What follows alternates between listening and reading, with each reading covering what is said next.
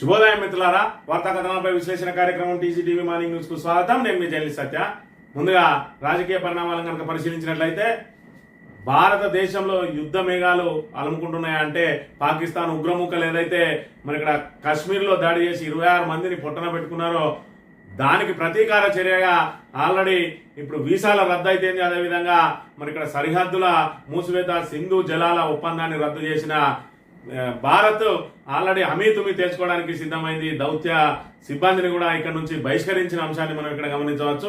మరోవైపు పాకిస్తాన్ కూడా మరి ఇక్కడ అదే చర్యలను చేపడతా ఉన్నది, కవ్వించే ప్రయత్నం చేస్తూ ఉన్నది. ఈ రోజు ఉదయం మరి ఇక్కడ ఏదైతే వాగా సరిహద్దు ఎల్ఓసి వద్ద కాల్పులకు కూడా తెగబడ్డది పాకు. దాంతో మన సేనలు మరి ఇక్కడ పెద్ద ఎత్తున తిప్పికొట్టిన అంశాన్ని కూడా మనం ఇక్కడ గమనించవచ్చు. ఏదేమైనా కూడా పాకిస్తాన్ ప్రేరేపిత ఉగ్రవాదులు ఇక్కడ పర్యాటకులను మరి ఇక్కడ మతం అడిగి మరి మత ఛాందసవాదులు మతం అడిగి మరి వాళ్ళను మట్టుపెడితే అక్కడే ఉన్న కాశ్మీరీ ముస్లింలు మాత్రం ఇక్కడ ఏదైతే పర్యాటకులను చాలా జాగ్రత్తగా సేఫ్టీగా వాళ్ళే మరి ఇక్కడ తిప్పి పంపిండ్రు.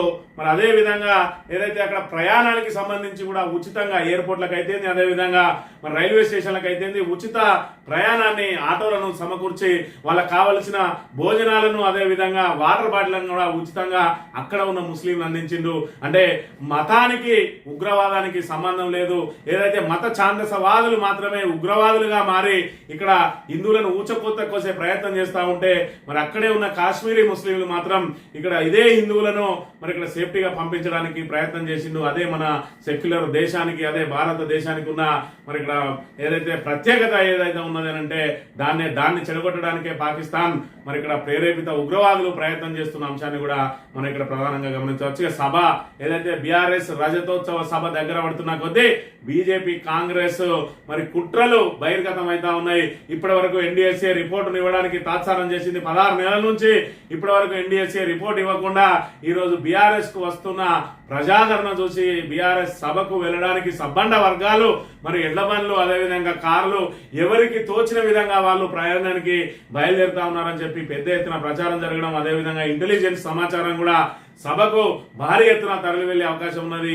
మరోవైపు ఇప్పుడు వస్తున్న సర్వేలు కూడా ఇప్పటికిప్పుడు మరి ఇక్కడ ఏదైతే ఎన్నికలు పెడితే బీఆర్ఎస్ ఘన విజయం సాధిస్తుందని చెప్పి మరి ఇక్కడ ఈ సర్వే రిపోర్ట్లు అదేవిధంగా ఇంటెలిజెన్స్ రిపోర్ట్లతోటి ఇటు కేంద్ర ప్రభుత్వం, రాష్ట్ర ప్రభుత్వాలు అంటే బీజేపీ కాంగ్రెస్ కుమ్మక్కై ఎన్డీఎస్ఏ రిపోర్టును తీసుకొచ్చి అసలు కాళేశ్వరం ప్రాజెక్టే పనికి రాదు అన్న ఒక నివేదికను ఇచ్చి ప్రజల లోపల బీఆర్ఎస్ ను బదనాం చేయడానికి మళ్ళీ కుట్రలకు తెరలేపినాయి. అయినప్పటికీ కూడా మరి ఇక్కడ ఏదైతే బీఆర్ఎస్ కు వ్యతిరేకంగా కాంగ్రెస్ బీజేపీ ఏదైతే కుట్రలు పడుతా ఉన్నదో ఆ కుట్రలు ఎవరు కూడా ప్రజలు నమ్మడానికి సిద్ధంగా లేము అని చెప్పి సభకు ఇప్పటి నుండే సద్దులు కట్టుకొని మరి బయలుదేరుతున్న అంశాన్ని మనం ఇక్కడ ప్రధానంగా గమనించవచ్చు. వార్తా కథనాలను కనుక పరిశీలించినట్లయితే నిన్నటి రోజున మరి ముందుగా నమస్తే తెలంగాణ చూసుకున్నట్లయితే నిన్నటి రోజున పొరపాటున దేశ సరిహద్దు దాటిన మన భారత జవాన్ పాకిస్తాన్ ఆర్మీకి చిక్కిండ్రు. దానికి సంబంధించిన వీడియోను రిలీజ్ చేసిండ్రు.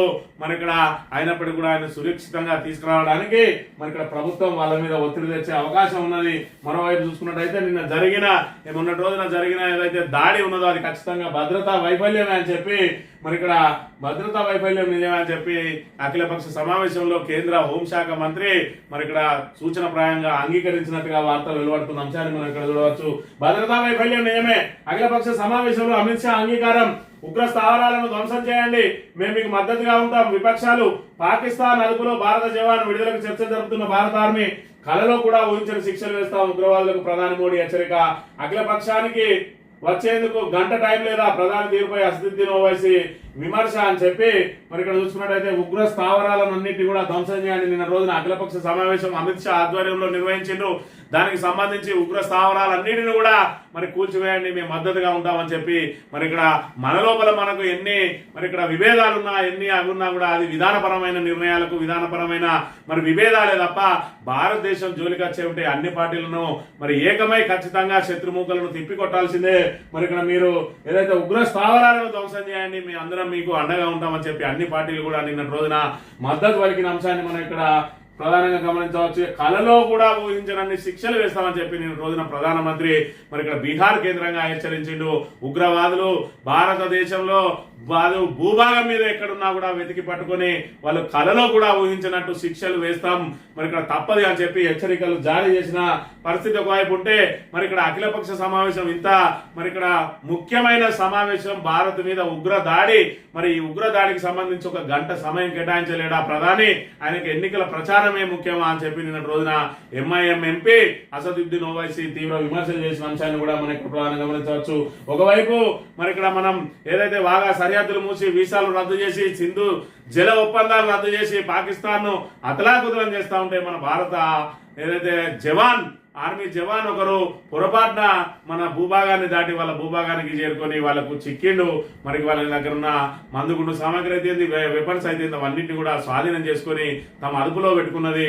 మరి ఆర్మీ అంతా కూడా చర్చలు జరుపుతా ఉన్నది. ఖచ్చితంగా భారత జవాన్ సురక్షితంగా తీసుకురావడానికి మరి గతంలో చూసుకున్నట్టయితే అభయ్ అనే పైలట్ కూడా మన అందులో చిక్కుకుంటే పాకిస్తాన్ నుంచి మరి ఇక్కడ వాళ్ళు చిత్రహింసలు పెట్టినా కూడా మరి ఇక్కడ ఖచ్చితంగా భారత్ ఆయనను సురక్షితంగా తీసుకురాగలిగింది. ఇదే జవాన్ కూడా మరి సురక్షితంగా తీసుకురావాలని చెప్పి మరి యావత్ భారతదేశం కోరుకుంటా ఉన్నది. ఇక కాశ్మీర్ లో ఉగ్రదాడి తదనంతర పరిణామాలు భారత్ పాకిస్తాన్ మధ్య తీవ్ర ఉద్రిక్తలకు దారితీస్తున్నాయి. ఉగ్రదాడికి పాకిస్తానే కారణం అంటూ భారత ప్రభుత్వం ప్రకటించిన నిర్ణయాలపై పాక్ ప్రతీకార చర్యలకు దిగింది. మరోవైపు కాశ్మీర్ లో భద్రతా వైఫల్యం వల్లే ఉగ్రదాడి జరిగిందని కేంద్ర మంత్రి అమిత్ షా గురువారం అఖిలపక్ష సమావేశంలో అంగీకరించినట్టు విశ్వసనీయ వర్గాలు చెప్తున్నాయి. ఉగ్రదాడి విషయంలో ప్రభుత్వం ఎలాంటి చర్యలు తీసుకున్నా మద్దతు ఇస్తామని వివిధ రాజకీయ పార్టీల నేతలు హామీ ఇచ్చారు. అయితే ప్రధాని మోడీ అఖిలపక్ష సమావేశానికి హాజరు కాకుండా బీహార్ లో ఎన్నికల ర్యాలీకి వెళ్లడంపై విపక్షాల నుంచి విమర్శలు వ్యక్తమవుతున్నాయి. ఏది ఏమైనా మరి ఇక్కడ ఆపత్ సమయంలో అందరం ఒకటిగా ఉండాలి. ఇప్పుడు కూడా ఎన్నికల కోసం ప్రయత్నం చేయకుండా ఖచ్చితంగా అఖిలపక్ష సమావేశానికి మోడీ రావాల్సి ఉండే అని చెప్పి మరి ఇక్కడ రాజకీయ పక్షాలు అయితే కోరుతా ఉన్నాయి. ఏది ఏమైనా కూడా అన్ని పార్టీలు ఖచ్చితంగా పాకిస్తాన్ శత్రుమూకల మీద ఏ చర్య తీసుకున్నా కూడా మేమందరం నీ వెంట నిలబడతామని చెప్పి మరి అందరూ కూడా ఏకగ్రీవంగా ప్రకటించామనేది ఇది శుభ పరిణామం అని చెప్పి చెప్పుకోవాలి. నిన్న రోజున ఫైటర్ జట్లతోటి మరి ఇక్కడ ఐఏఎఫ్ ఆక్రమణ విన్యాసాలట అరేబియా సముద్రంలో యుద్ధ నౌకల మహరింపు ఉద్రిక్తతల వేళ భారత్ నేవీ అప్రమత్తం. మరి ఇక్కడ ఏదైతే యుద్ధ మేఘాలు అనుకుంటా ఉన్నాయి పాకిస్తాన్ కు ఇండియాకు, మరి ఇక్కడ పాకిస్తాన్ ప్రేరేపిత తీవ్రవాదులు ఏదైతే నరమేధం సృష్టించిందో దానికి దెబ్బకు దెబ్బ తీయాల్సిన అవసరం ఉన్నది.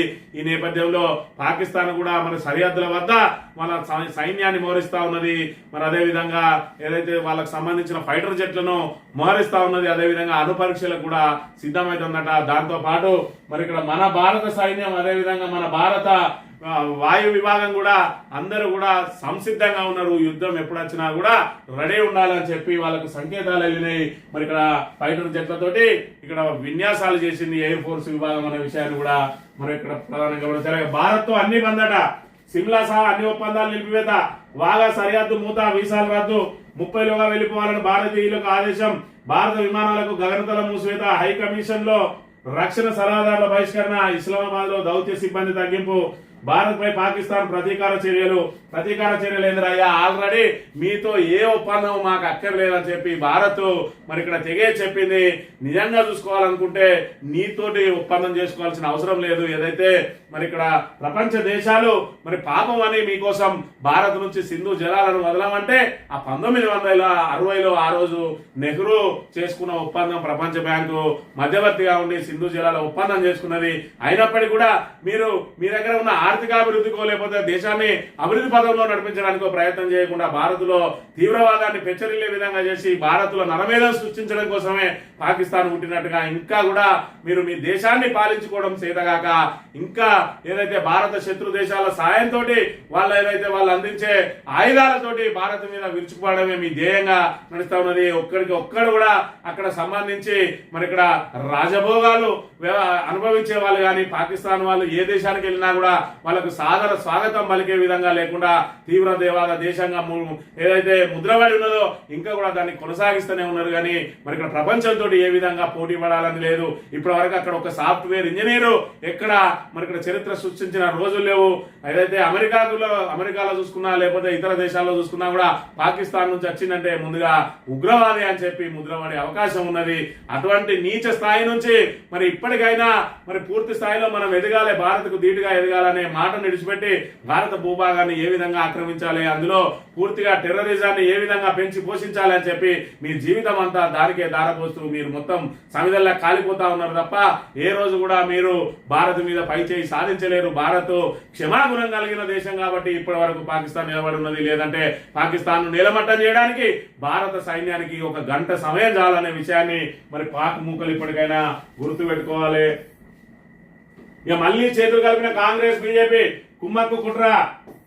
సరిగ్గా 3 రోజుల ముందు డైవర్షన్ టాక్టిక్స్, కాళేశ్వరంపై ఎన్డీఎస్ఏ నివేదిక విడుదల, ఢిల్లీ నుంచి హఠాత్తుగా ఊడిపడ్డ రిపోర్టు, ఏడాది తర్వాత గులాబీ ఉత్సవం వేళ ఇవ్వలేమన్న నివేదికను ఇచ్చేసిన ఎన్డీఎస్ఏ గంటలోనే లీక్ చేసిన రేవంత్ సర్కార్ పార్లమెంట్ ఎన్నికల ముందు ఇదే తీరు టీఆర్ఎస్ టార్గెట్ గానే 4 రోజులు హడావిడిగా కాళేశ్వరంపై రిపోర్ట్ అని చెప్పి మరి ఇక్కడ ఈ సభను చూసుకున్నట్టయితే మరి ఈ సభ ఏ విధంగా మరి దీని మీద ప్రచారం జరుగుతూ ఉన్నదంటే సోషల్ మీడియా తెరిస్తే చాలు సభకు సంబంధించిన వీడియోలు అయితే మరి ఇక్కడ విపరీతంగా ట్రోల్ అవుతా ఉన్నాయి. ఒకవైపు సభకు సద్దులు కట్టుకొని వస్తా ఉన్నారు. మరి ఇక్కడ ఈ సభ కోటే వాళ్ళ కన్ను కొట్టింది. ఇక్కడ సభ పరంగా ఒకసారి చూసుకున్నట్టయితే ఎడ్ల బండ్లు మొదలుకొని కార్ల వరకు మరి ఇక్కడ ఒక ఉత్సవం లాగా ఒక జాతరకు వెళ్తే ఏ విధంగా వెళ్తారు తెలంగాణ పల్లెల్లో అవి ఆ రకంగా బయలుపోతా ఉన్న అంశాన్ని ఇక్కడ చూడవచ్చు. సూర్యాపేటకు సంబంధించి జగదీష్ రెడ్డి నియోజకవర్గానికి సంబంధించి 2 రోజుల క్రితం బయలుదేరిన వీళ్ళు మరి ఇక్కడ 27వ తేదీకి సభకు చేరుకోవడం కాగా 180 కిలోమీటర్ల మేర 180 కిలోమీటర్ల మేర ఎడ్ల బండ్ల ద్వారా జాతరకు వెళ్తున్నట్టుగా మరి ఇక్కడ ఎందుకంటే సారే రావాలి, కేసీఆర్ రావాలి, తెలంగాణ మళ్ళీ ఏదైతే అగ్రభాగాన దూసుకుపోవాలి. 16 నెలల కాలంలో పూర్తిగా తిరోగమనంలో పడి మరి పూర్తి స్థాయిలో దిగజారిపోయింది రాష్ట్ర ఆర్థిక వ్యవస్థ. మరి దీన్ని సరిదిద్దాలంటే మళ్ళీ కేసీఆర్ రావాలి. ప్రజా ఉద్యమాల ద్వారా కాంగ్రెస్ ప్రభుత్వం మెడలు వంచి మరి ఇక్కడ ఏదైతే తిరోగమనంలో ఉన్న రాష్ట్ర ఆర్థిక పరిస్థితిని గాడిలో పడేయాలంటే ఖచ్చితంగా కేసీఆర్ బయటికి రావాలి అని చెప్పి కోరుకుంటూ కేసీఆర్ చెప్పే మాటల ద్వారా స్వావలంబన పొందాలని చెప్పి అందరూ కూడా ఉవ్విళ్ళు ఉడతా ఉన్నారు. ఖచ్చితంగా సభకు మేమొస్తామని చెప్పి ఒకవైపు ఎడ్ల బండ్లతోటి మరోవైపు కార్లను మరి ఇక్కడ బయటకు తీసిండ్రు, రిపేర్ చేసిండ్రు. ఇక బయలుదేరినాయి. ఇవన్నీ కూడా చూసుకున్నట్టయితే మరి ఇక్కడ ఉద్యమానికి ఏ విధంగా అయితే ఉవ్విళ్ళూరులో తెలంగాణ ప్రజానీకం అంతా కూడా ఈ సభ కోసం కూడా అదే రకంగా ఉవ్విళ్ళూరుతా ఉన్నారు. మీరు మాకు ప్రయాణానికి వెహికల్స్ అరేంజ్ చేసినా చేయకున్నా ఏది ఉంటే అది పట్టుకొని, సైకిల్ ఉంటే సైకిల్, బండి ఉంటే బండి, ఆటో ఉంటే ఆటో, ఏది దొరకకపోతే బస్ ఎక్కైనా వస్తాం, కానీ ఖచ్చితంగా మేము కేసీఆర్ సభకు వస్తామని చెప్పి ఎక్కడికక్కడ తెలంగాణ ప్రజానీకం అంతా కూడా మరి ఇక్కడ సభ కోసం సన్నద్ధం అవుతా ఉంటే ఇక్కడ కాంగ్రెస్ ఏం చేస్తా ఉన్నది మరి ఇక్కడ పూర్తి స్థాయిలో కుట్రలకు తెరలేపి మరి ఇక్కడ 16 నెలల నుంచి తొక్కిపెట్టిన ఎన్డీఎస్ఏ నివేదిక ఈరోజు చూసుకున్నట్టయితే ఆంధ్రజ్యోతుడు అయితే కరెక్ట్ విషయం కాకుండా రాస్తాడు. దీని కనుక గమనించినట్టయితే 3 బ్యారేజీలు ప్రమాదంలోనేనట. మేడిగడ్డ, అన్నారం, సుందిల్లా యథాతథంగా పనికిరావు, నష్టం విస్తృతం, సమగ్ర పునరుద్ధరణ, రీడిజైన్ చేయాల్సిందే. మేడిగడ్డలో 7వ బ్లాక్ను పూర్తిగా తొలగించాలి. ఈ మేడిగడ్డలో 7వ బ్లాక్ను పూర్తిగా తొలగించాలి.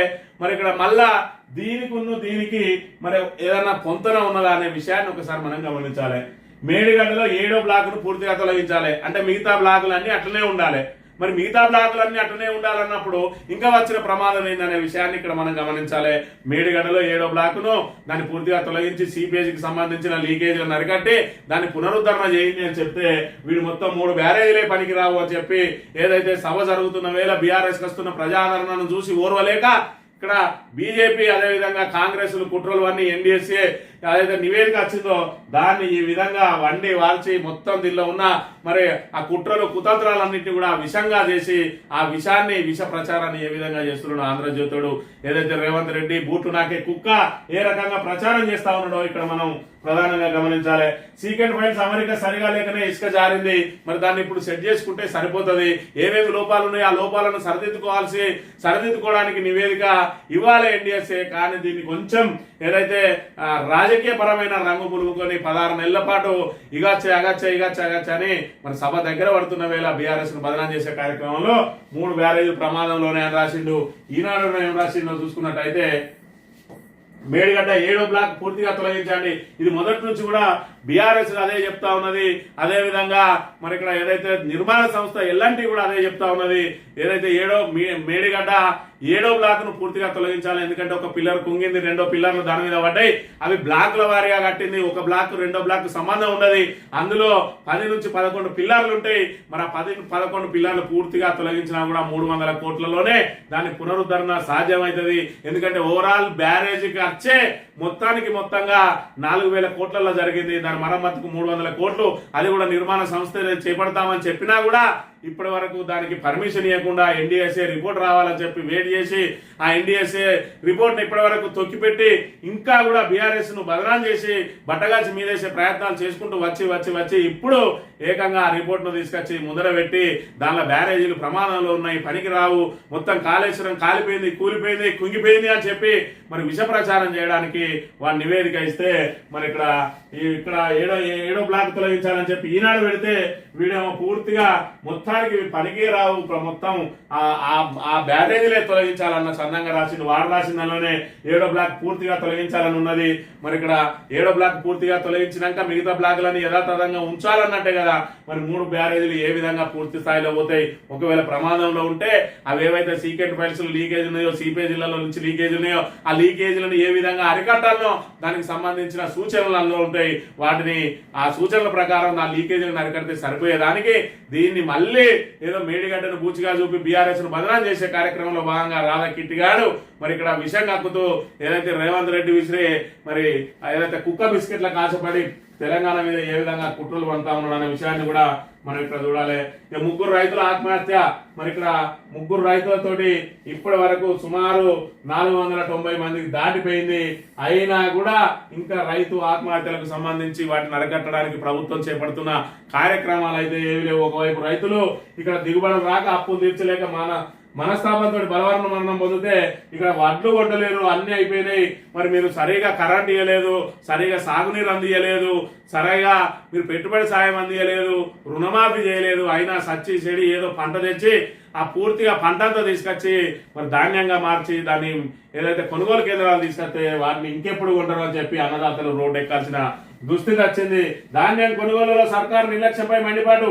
పలు జిల్లాల్లో మన్నుటెండలో రైతుల ఆందోళన. సిరిసిల్ల కలెక్టరేట్ ఎదుట వన్పల్లి అన్నదాతల ధర్నా. గంభీరావుపేట, చంద్రుతి మండలాల్లో రాస్తారోకోవాలని చెప్పి యాసంగి ధాన్యం కొనుగోలు విషయంలో సర్కారు నిర్లక్ష్యంపై మరి అన్నదాతలు ఇట్లా రోడ్డు ఎక్కి ఎప్పుడు కొంటారు అని చెప్పి అడగాల్సిన దుస్థితి ఏర్పడతా ఉన్నది. మరి మీరు ధాన్యం కొనుగోలు కేంద్రాలు ఏర్పాటు చేసి ప్రతి గింజ కొంటామని చెప్పి మరి ఉత్తుత్తి ప్రకటనలు చేసి ఈ రకంగా మరి ఇక్కడ రైతాంగాన్ని గోసవచ్చుకుంటున్న పరిస్థితిని మరి ఇక్కడ తెలంగాణ యావత్ సమాజం గమనిస్తున్న విషయాన్ని మీరు చూడాలి.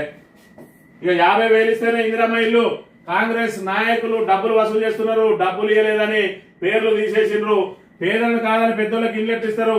లబ్ధిదారుల జాబితాలో అత్యధికులు అనర్హులే. భద్రాద్రి జిల్లా గుర్రంగూడెంలో బగ్గుమంటున్న నిరుపేదలు రోడ్డుపై రాస్తారోకో. పోలీసుల జోక్యంతో విరమణ. విచారణకు వచ్చిన ప్రత్యేక అధికారికి గ్రామస్తుల ఫిర్యాదు. వారితో వాగ్వాదానికి దిగిన అధికార పార్టీ నాయకులు అని చెప్పి మరి ఇక్కడ కాంగ్రెస్ వచ్చిందంటే కార్యకర్తల జేబులు నింపడానికి మరి ఎక్కడి వాళ్ళు అక్కడ అందిన కాడికి దోచుకోరన్న చందంగా ఉన్నది. ఇంకా దానికి తోడు ఇందిరమ్మ కమిటీలు వేసి ఆ కమిటీలలో కాంగ్రెస్ నాయకుల పేర్లు పెట్టి వాళ్ళు ఎవరికైతే సిఫారసు చేస్తారో వాళ్ళకే ఇందిరమ్మ ఇల్లు అని చెప్పడంతో ఇక వసూళ్ల పర్వం ప్రారంభమైంది. 50,000 ఇస్తేనే ఇక్కడ మరి ఏదైతే ఇందిరమ్మ ఇల్లు అని ఒకవైపు, రెండోది మరి కార్యదర్శి ఏదైతే సిరిసిల్ల జిల్లాకు సంబంధించిన కార్యదర్శి కాంగ్రెసుల వేధింపులు భరించలేక వెళ్లిపోయే అనర్హులకు ఇల్లు ఇవ్వాలని దౌర్జన్యం. బానిసలా చెప్పినట్టు చేయాలని ఒత్తిడి. కలెక్టర్ ఫిర్యాదు చేసిన లాభం లేదు. జీపీ కార్యదర్శి ప్రియాంక ఆవేదన అని చెప్పి మరి ఇక్కడ ఈ 3-4 రోజులు అవుతుంది ఆమె పంచాయతీ కార్యదర్శి రాజీనామా లేఖను మరి కలెక్టర్ కు ఏదైతే డిపిఓకు ఆల్రెడీ వాట్సాప్ లో పెట్టి మనస్తాపం చెంది తిరుపతికి పోయింది. కడప దగ్గర దొరికింది. మరి ఇక్కడ కాంగ్రెస్ వల్ల వేధింపులు భరించలేకనే వెళ్లిపోయినా అని చెప్పి చెప్తా ఉన్నది. మేము చెప్పినట్టే చేయాలి, మాకు బానిసలా ఉండాలి అన్నంతగా కాంగ్రెస్ నేతలు చేసిన వేధింపులు భరించలేకనే రాజీనామా పత్రాలను డిపిఓ ఎప్పటివరకు వాట్సాప్ లో పంపి వెళ్లిపోయినా అని రాజన్న సిరిసిల్ల జిల్లా తంగలపల్లి మండలం బదనపల్లి పంచాయతీ కార్యదర్శి మంత్రి ప్రియాంక ఆవేదన వ్యక్తం చేశారు.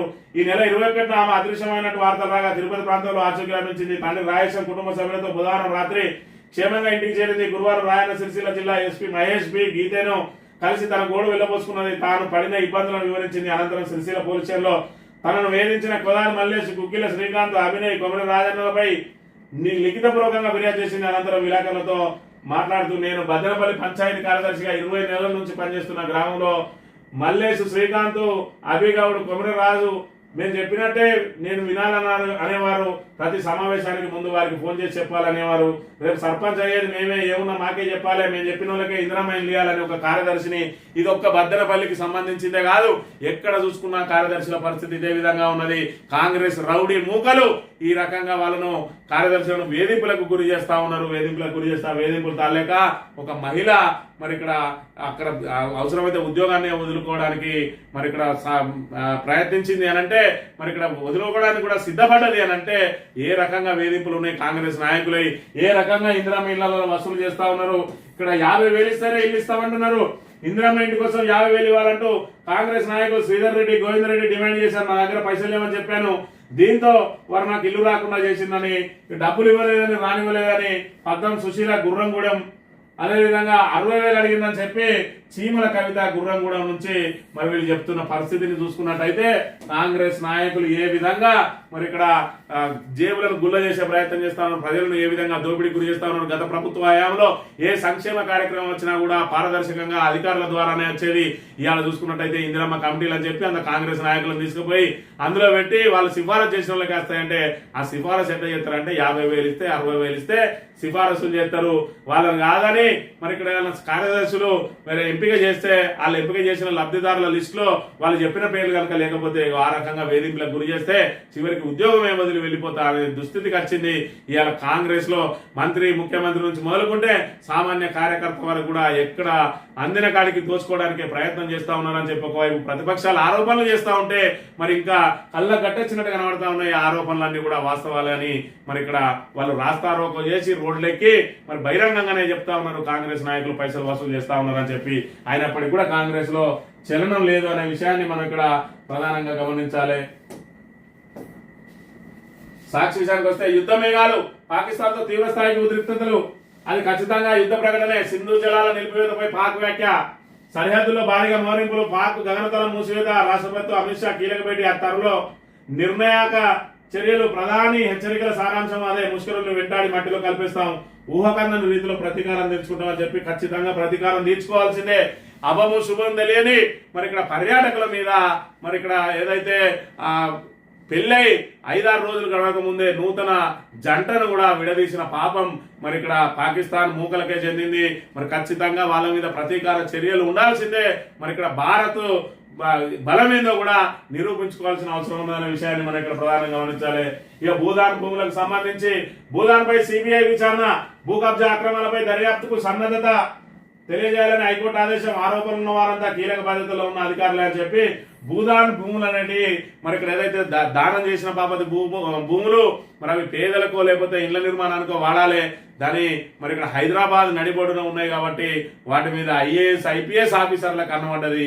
పూర్తి స్థాయిలో ఐఏఎస్లు ఐపీఎస్లు తమ భార్యల పేర్ల మీద, తమ కొడుకుల పేర్ల మీద, తమ పేర్ల మీద మరి అక్కడ భూదాన్ భూములను పూర్తి స్థాయిలో అక్రమంగా వాళ్ళ పేరిట రిజిస్ట్రేషన్ చేసుకున్నారు. అదంతా కూడా హైకోర్టు దృష్టికి ఒక పిటిషనర్ తీసుకొస్తే మరి హైకోర్టే విస్తుపోయింది.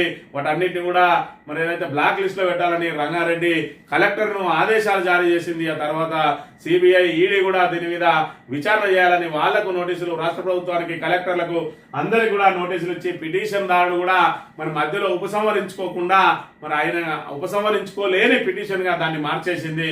దాంతో ఇప్పుడు ఐఏఎస్ ఐపీఎస్ చాలా మంది పేర్లు దీని ద్వారా బయటకు వచ్చే అవకాశం ఉన్న విషయాన్ని కూడా మనం గమనించాలి. ఇందులో చాలా మంది ఐపీఎస్ ల పేర్లు కూడా ఉన్న అంశాన్ని కూడా చూడవచ్చు.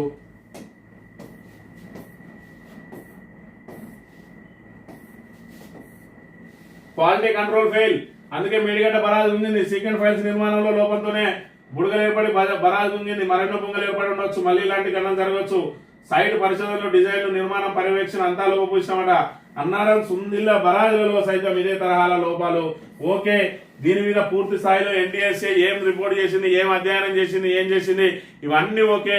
ఏదైతే బీఆర్ఎస్ రజతోత్సవ సభ జరుగుతున్న 2 రోజుల ముందే ఎందుకు ఈ ఇది నివేదిక ఇప్పుడు రావాల్సి వచ్చింది. ఇన్ని రోజుల పాటు ఎందుకు తొక్కిపెట్టిండ్రు, మరి ఇన్ని రోజుల పాటు జలసంఘం దగ్గరికి పోయింది, ఆ జలసంఘం నుంచి ఇక్కడికి రాకుండా ఇన్ని రోజులు ఎందుకు తొక్కిపెట్టిండ్రు, ఇలా బీఆర్ఎస్ కు అనూహ్య ప్రజాదరణ లభించే సమయంలోనే ఎందుకు రిపోర్ట్ బయటకు వచ్చింది, దీని వెనుక ఉన్న కుట్రేంది అనేది గమనించాలి.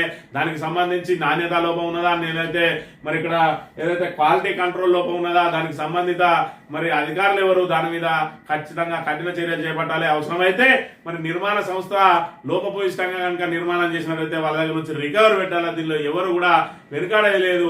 కానీ దీనికి రైతోత్సవ సభకు ముడిపెట్టి రైతోత్సవ సభ వేళనే దీన్ని హడావిడిగా ఎందుకు బయట పెట్టిండ్రు, ఎందుకు బీఆర్ఎస్ ను బదనాం చేయడానికి ఎందుకు కుట్రలు పడుతున్నారు అనే విషయాన్ని మాత్రం తెలంగాణ ప్రజానికం అంతా కూడా గమనించాలి.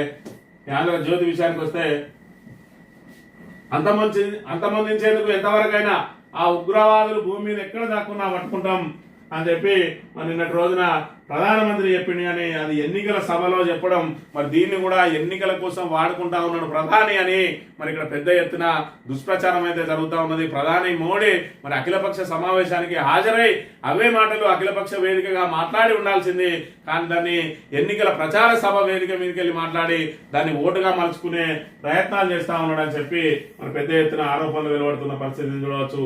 ఇక కన్యాగుట్టాల్లో ఎన్కౌంటర్, 3 నక్సల్స్ కాల్చివేత, మృతులంతా మహిళలే, సంఖ్య పెరగవచ్చు. అగ్రనాయకులు చుట్టుముట్టాలని ప్రచారం, డ్రోన్లతో దాడులు చేస్తున్న బలగాలు, నిర్మానుష్యంగా మారిన గ్రామాలు, వడదెబ్బతో 15 మంది జవాన్లకు అస్వస్థత. కర్యగుట్టల ఆపరేషన్ తో మాకు సంబంధం లేదు స్పష్టం చేసిన తెలంగాణ ఐజీ చంద్రశేఖర్ రెడ్డి. రాష్ట్రంలో 14 మంది నక్సల్స్ లొంగుబాటు. కర్యగుట్టలో ఆపరేషన్ కగారు జోరనుకుంటోంది. మావోయిస్టులకు ఖర్చుకోటగా ఉన్న గుట్టలను జల్లెడబట్టేందుకు భద్రతా బలగాలు హెలికాప్టర్ డ్రోన్లతో వినియోగిస్తున్నారు. ఈ క్రమంలో గురువారం డ్రోన్లతో నిర్వహించిన దాడులో 3 మహిళా నక్సల్స్ మృతి చెందినట. మొత్తానికి నక్సల్స్ ఏరివేత ప్రక్రియ మరి కేంద్ర ప్రభుత్వం అదేవిధంగా ఛత్తీస్గఢ్ రాష్ట్ర ప్రభుత్వం పూర్తిస్థాయిలో కలిసికట్టుగా మరి వాళ్ళను ఇప్పటికే సుమారు 300 మందికి పైగా ఎన్కౌంటర్లలో చనిపోయినరు. మరి ఇక్కడ 200-300 మంది లొంగిపోయిన, నిన్న కూడా 14 మంది లొంగిపోయిన. మరి ఇక్కడ కేంద్ర ప్రభుత్వం చూసుకున్నట్టయితే చర్చలకు మేము సిద్ధంగా లేము, ఖచ్చితంగా లొంగుబాట్లే మీకు శరణ్యం అని చెప్తా ఉన్నది. మరి ఇక్కడ ఏదైతే అగ్రనాయకత్వం నక్సల్స్ అగ్రనాయకులు కూడా మరి కిందికి అందరినీ కూడా మీరు సురక్షితంగా ఉండాలంటే లొంగిపోరు అని చెప్పే లొంగుబాట్లకే మరి వాళ్ళు ప్రయత్నం చేస్తా ఉన్నారు. మరి ఒకవైపు మిగిలిన నక్సల్స్ పూర్తిగా ఏరువేయడానికి వాళ్ళకు పట్టున్నటువంటి కర్రెగుట్టలు ఏవైతే ఉన్నాయో ఆ కర్రెగుట్టలను పూర్తిగా జల్లెడ పడతా ఉన్నది. ఆపరేషన్ కగార్ పేరుతోటి పూర్తి స్థాయిలో మరి ఈ 4-5 రోజులలో మొత్తం నక్సల్స్ ను అంతం చేయాలనే పంతం మీద ఉన్నది కేంద్ర ప్రభుత్వం అనే విషయాన్ని మనం ఇక్కడ ప్రధానంగా చూడవచ్చు. అమెరికాలో విద్యార్థి వీసాల రద్దుకు బ్రేకులట. 133 మంది సెవిస్ రికార్డుల పునరుద్ధరణకు జార్జియా ఫెడరల్ కోర్టు ఆదేశం. వీరిలో ఎక్కువ మంది భారతీయ విద్యార్థులు H1Bకి అడ్రస్ బయోమెట్రిక్ తప్పనిసరి. అమెరికా అధికారుల స్పష్టీకరణ అని చెప్పి అమెరికాలో విద్యార్థుల వీసాలు ఏదైతే రద్దు చేస్తా ఉన్నారో మరి ఇక్కడ ఏ చిన్న కేసు ఉన్నా కూడా ఏ చిన్న కేసులలో ఆల్రెడీ ఫైన్ కట్టి ఉన్నా కూడా గతంలో ఏమైనా కేసులు నమోదైనా కూడా వాళ్ళందరి రద్దు చేస్తా ఉన్నారు. అదేవిధంగా H1B వీసాలు కూడా ఏదైతే రద్దు చేస్తా ఉన్నారో వాళ్ళందరూ కోర్టుకు పోయింది. కోర్టు నుంచి వాళ్ళకు ఉపశమనం లభించింది. ఏదేమైనా మరి ఇక్కడ ట్రంప్ అవలంబించే విధానాలు అయితే అటు అమెరికన్లకు కానీ ఇటు అధికారికంగా మరి ఏదైతే చట్టపరంగా లేవని ఈ కోర్టు తీర్పు ద్వారా తెలుస్తా ఉన్నది. అటు రాజరిక పోకడలకు పోతూ ట్రంప్ అస్తవ్యస్త నిర్ణయాలతోటి మరి అక్కడ ఏదైతే అక్కడికి వచ్చే ఇతర దేశస్తులను నానా ఇబ్బందులకు గురి చేస్తా ఉన్నాడు. మరోవైపు ఇక్కడ సుంకాల పేరుతోటి మరి సుంకాల యుద్ధం ప్రారంభించి మొత్తం స్టాక్ మార్కెట్లను కూడా అతలాకుతలం చేస్తున్న పరిస్థితి మనం చూడవచ్చు. ఈనాడు దినపత్రిక విషయానికి వస్తే పాకిస్తాన్ పై 30 ఏళ్ల దాడి, వీసా సేవలను రద్దు చేసిన భారత్, దౌత్యవేత్తకు సమన్లు నోటీసులు, అటారీ వాగా సరిహద్దుల్లో తెరుచుకొని గేట్లు. బహల్గాం ముష్కర దాడిపై దేశవ్యాప్తంగా వెలువెత్తిన ఆగ్రహం, ఉగ్రవాదంపై ఉక్కువాదం మోపుతామని అఖిలపక్ష నేతలకు కేంద్రం హామీ అట. మరి ఇక్కడ ఖచ్చితంగా పాకిస్తాన్ మీద 30 ఏళ్ల దాడి జరపాల్సిందే. వాళ్ళు ఇప్పటికైనా ఉగ్రవాదాన్ని ఆపివేయాలంటే మరి వాళ్ళ మీద దాడులే సరైన అంశం. ఖచ్చితంగా పాకిస్తాన్ కు బుద్ధి చెప్పి ఇంకోసారి ఉగ్రవాదులు అనే వాళ్ళనే భారత్లకు పంపితే మరి ఇక్కడ భారత్ దెబ్బ ఏ విధంగా ఉంటుందో రుచి చూపించాల్సిన సమయం వచ్చిందనే విషయాన్ని మనం ఇక్కడ చూడాలి.